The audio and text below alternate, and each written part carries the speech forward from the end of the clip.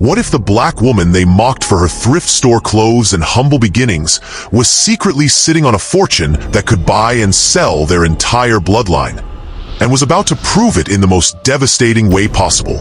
The elite family publicly humiliated her at their auction, calling her a gold digger who didn't belong in their world. She devastatingly proved them wrong by casually outbidding millionaires with $12 million of her own money, revealing she was not only wealthier than them, but also an internationally respected archaeologist working secretly with the Museum Alliance to reclaim stolen African artifacts. If you love interesting stories like this that expose the truth, please give this video a thumbs up and tell us in the comment section where in the world you are watching this video, and also do well to smash that subscribe button.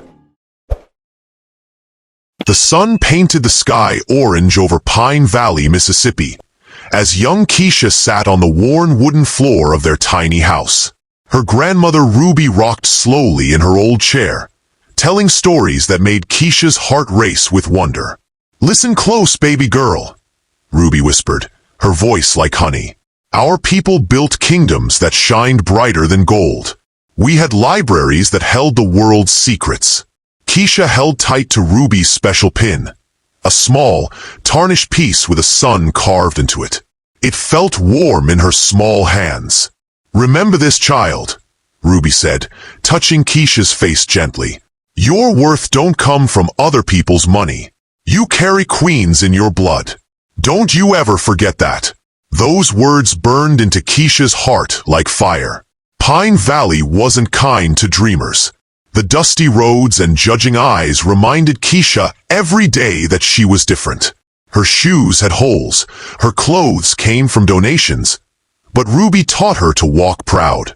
By 16, Keisha was reading every book she could find. While other kids played, she studied ancient maps under her desk lamp, tracing trade routes across Africa with her finger. Teachers were shocked when she corrected their history lessons. Students laughed at her thrift store backpack. But Keisha's mind was like steel. A scholarship to Spelman College saved her from Pine Valley's chains. Ruby pressed the pin into Keisha's hand before she left.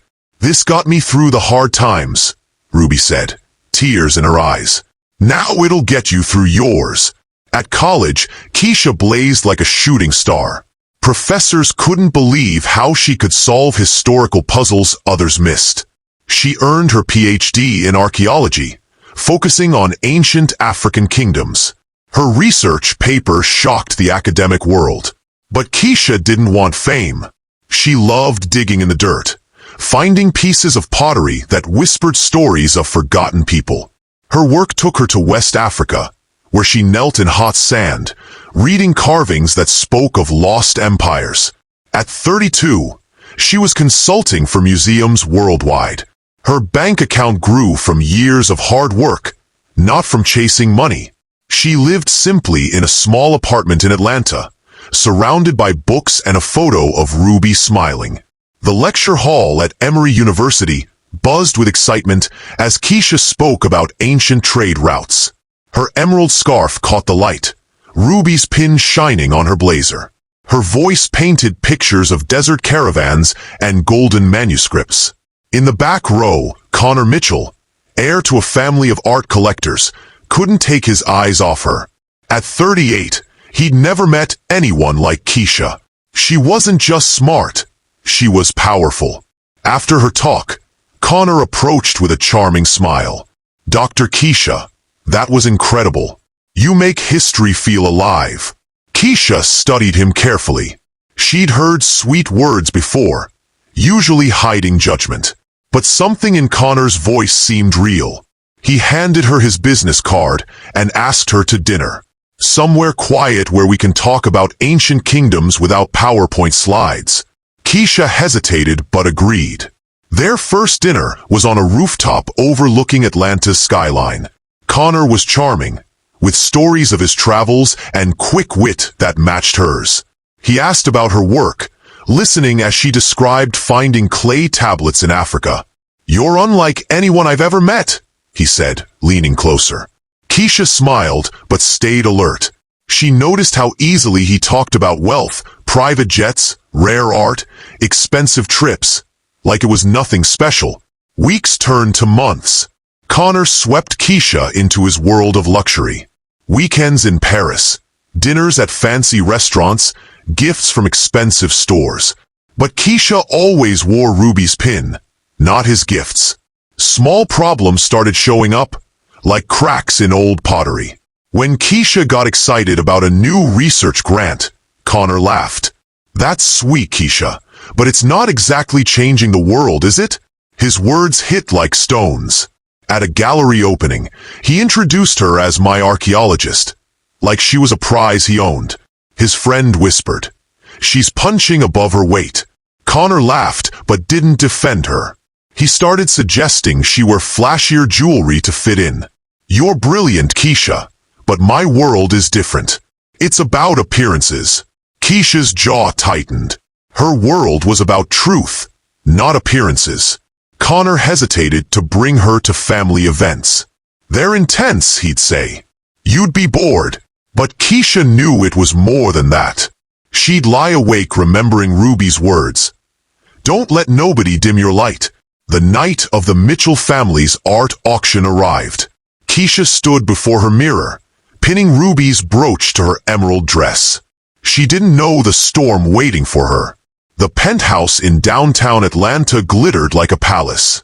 Crystal chandeliers threw rainbows across designer gowns and expensive suits. Eyes followed Keisha as she entered, sharp and judging. The Mitchell family table sat in the center like a throne. Connor's mother Patricia rose first, her diamond necklace sparkling like ice. "You must be Keisha," she said with a tight smile. "How charming." The word dripped with insult. Connor's sister Madison leaned forward in her sequin dress. "So, an archaeologist? How do you even afford a night like this?" The table chuckled, a cruel sound that made Keisha's skin crawl. Connor's uncle Robert boomed over the noise. "Careful, Connor. She's probably here for your bank account, not your heart." The table exploded in laughter. Keisha looked at Connor, searching for defense. But he only chuckled, his champagne glass halfway to his lips. The betrayal hit like lightning. Madison saw her moment. "Honestly, Keisha, it must be thrilling to step into our world. Do you ever feel out of place?" Her smile was a knife wrapped in silk. Connor's cousin Tyler joined in. "No offense, but you don't exactly scream high society. No designer bag, no fancy shoes. More Snickers." Each one felt like a slap. Then Connor raised his glass with a cruel grin. "She does look good next to my wallet, though." The table roared with laughter, a wave that tried to drown Keisha. For a moment, the world stopped. The man she trusted had just made her a joke. But it wasn't sadness that rose in her. It was fire. Keisha leaned back, her emerald dress shimmering, and fixed Connor with a look that could cut steel. A slow, deadly smile curved her lips. "Funny, Connor," she said, her voice low and powerful. "I always saw you as cheap jewelry in my collection." The words hit like thunder. The table went silent.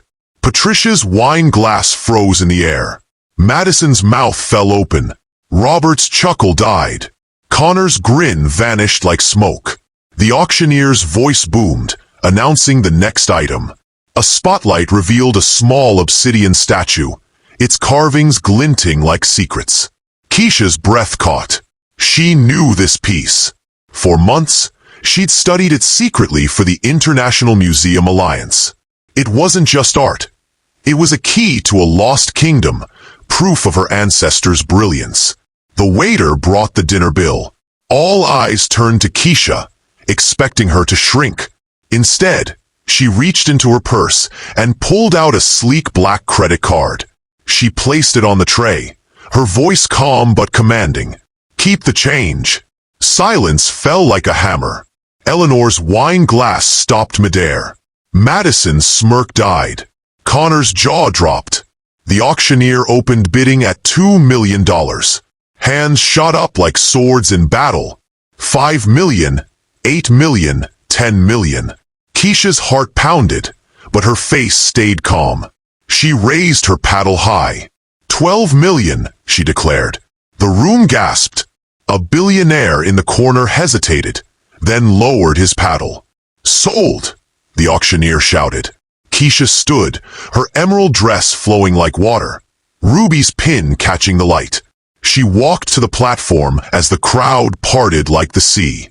This statue isn't just art, she announced, her voice filling the room. It's a piece of ancient African kingdom, stolen centuries ago.